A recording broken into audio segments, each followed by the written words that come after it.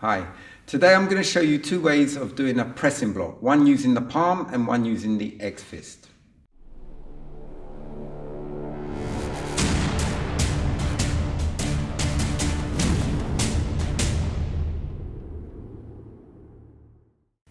A pressing block is only used for attacks against your low section. It's a type of check-in block. A check-in block is like a shield, where you shield an attack. So you're protecting yourself. But when it's done to the low section, it's called a pressing block. Now when you do a palm pressing block, it will look like this, where you deflect a kick, for example a front snap kick with the palm.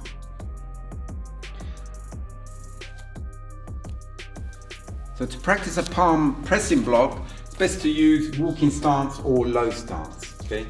I haven't shown you low stance yet in any of my videos up to now, so let's do it in walking stance. The block will finish like this, so it's best to start from a parallel stance and then you relax and balance in a neutral position, and then you wind up by raising the opposite arm to your front leg and dropping the other arm down, but not too high or low. Just from there will be good enough, and try not to have the hands too close, have them well in front but not with the arms straight, slightly bent. Very natural position. Okay, and you notice the palms are facing this way. Okay, you can have it this way and block this way, but it's a little bit unnatural. It's much easier to gradually get there and move in this manner. Okay, so when you drop, you perform the block in this position. Your hands should be in line with your shoulder. Okay, so it's not like this. You're not blocking an attack in front. Some people do this or try to block in front. It's an attack from the side front, so it's in line with your shoulder. And there may be another opponent doing a punch, for example, and you're blocking with an upward palm block. So in effect, it's two techniques in one, but this is the primary block. This is the main one. This can be used as a reaction or an actual block. Now, you notice that I'm showing you with the wrist straight. You may have seen in the encyclopedia examples where the wrist is bent.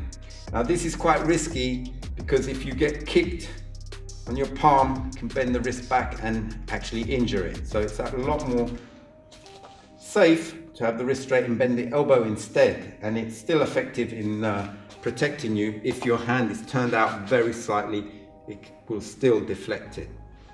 Now, this is a change that wasn't put forward by General Choi, but it was grandmasters that decided, and quite a few grandmasters agree with this, and I do too. I think it's a lot safer.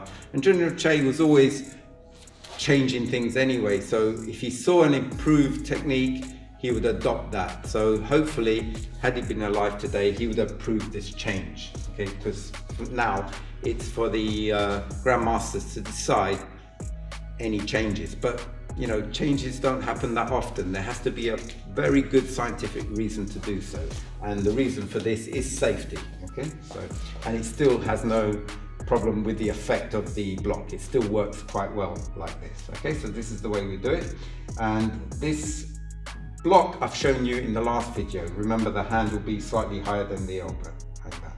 Okay? Make sure that you step down as you block. The timing is done all together. You look forward and breathe out the same way. Now, this is often practiced in slow motion, which I'll show you later, to help coordinate the timing, but it's best to practice it in normal speed first. See? So you're in a walking stance position, and then you go forward, relax, and block like that. Okay, so practice that as drill, going forwards and backwards.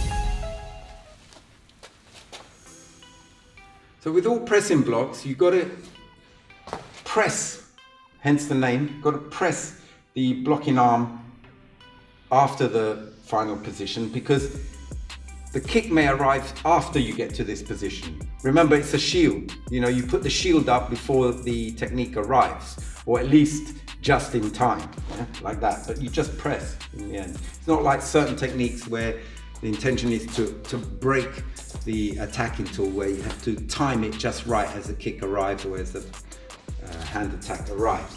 So here, you can get there earlier and just press, and then you're basically shielding yourself like that, okay?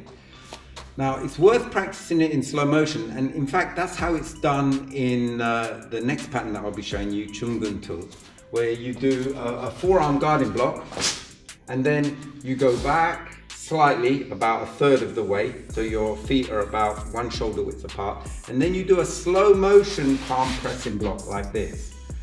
Now, the purpose of that is to get the timing and the breath control. So, like I've said in many videos, you have to finish the breath as you finish the technique, but also finish your reaction, your stance, everything timed together. And this exercise is very, very useful for that, because you've got to finish the stance and the position of your hands and the breath control and fix your gaze all at the same time, and doing it in slow motion helps that coordination, okay? Now, a lot of people find it difficult to move forward in slow motion, because once you've moved back, you control the weight on the back leg, you've moved it one shoulder width away. When you go forward, it's very difficult to have your foot off the ground going beyond one shoulder width. Yeah? Your weight will fall forward, and that means there will be friction on the floor. Unless the floor is very slippery and you can just glide across, there's going to be friction like that. So some people see bouncing like that, some people twist their foot to move it forward, and it's very unsightly. So how do you get your foot to glide forward if there's a lot of friction? You could try taking the weight off, but that means you'll lean back, and if you take the weight off and you get bad posture. There is another way you can take the weight off the front foot, is by doing this kind of movement, where it seems like you're lifting the foot, but because your stance is getting bigger, your foot is not actually lifting off the ground. It just feels like you're lifting your foot off the ground, and that will relieve the pressure. So that's the trick that I use when I find a lot of friction on the floor. I go back, and then I'm kind of picking my leg up, but you don't actually see that, because as I slide forward, that leg's going up, and it always ends up touching the floor. Okay? If you avoid doing that, then you're going to get stuck, okay? So by picking up the foot, it will slide forward much easier. Of course, you can't do it too slow, and doing a slow motion technique doesn't mean it's really, really slow. Like that, that's good enough. Now, when you do the technique from here, you're going to be half facing. When you go back, I see some people go full facing like this. They go full facing and then do the rest of the block full facing, because you're supposed to finish full facing, but it's better to square up a little bit, but not too much. See? More natural. I'm still slightly half facing, and then when I do the rest of the movement, I square up even more. So as long as you finish full facing, that's the important thing. So instead of going full facing and forward, it's better to go squaring up a little bit and finish it off by going full facing at the end. Okay, so the technique will look like this. Guarding block, back, forward. Okay, and it's done in low stance in pattern Joong Gun Tul. Now, low stance is a bit longer than walking stance. You see where my toes are? That's where my heel will go if you're doing a low stance. The rest is the same weight distribution, same width, same position with the feet. It's just that the stance is that 1 foot longer. Okay, so practice that as a drill. L stance guarding block, palm pressing block in low stance.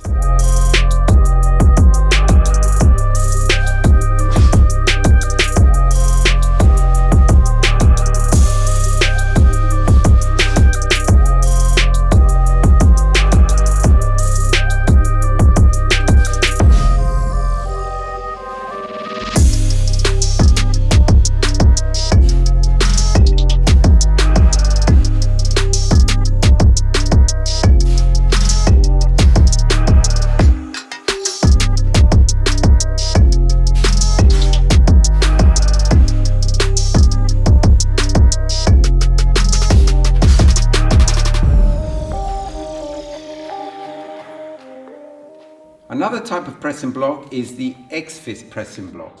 It's to block an attack coming straight in front, for example, a front snap kick. Okay? So using the X-fist here, where you cross at the wrists. Okay? Now, to start this, go from a parallel stance position, relax into a neutral position, and then open the arms outwards. Yeah? Not too high, just shoulder height's good enough. And then when you step forward in walking stance, you bring your arms down and cross at the wrists.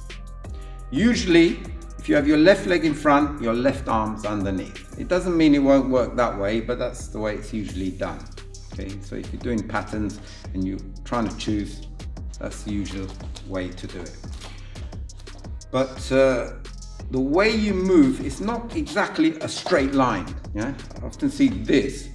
It's done in a slight curve where you cross a little bit earlier and then drop it. So it moves in a curve like this. And the reason for this is that if you go in a straight line, the arms don't cross until very, very late. And if you happen to mistime the kick comes a little bit earlier than expected, the arms are going to be separated and the kick can get through. Whereas if you cross the arms early, you're more likely to meet it with the position of the X-fist rather than open hands. Okay, so it's done in that way. This is the way General Choi used to teach us, with a slight curve and dropping it down. So it's more downward motion at the end as well.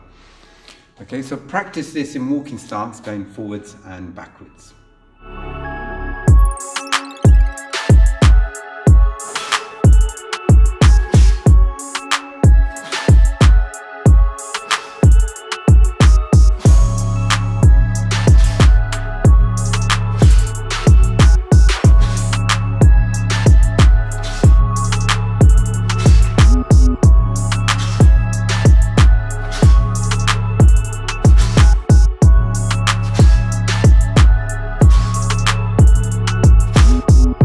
There are two other types of pressing block. One is the twin palm pressing block, and that's useful for protecting against a front kick with the knee, for example.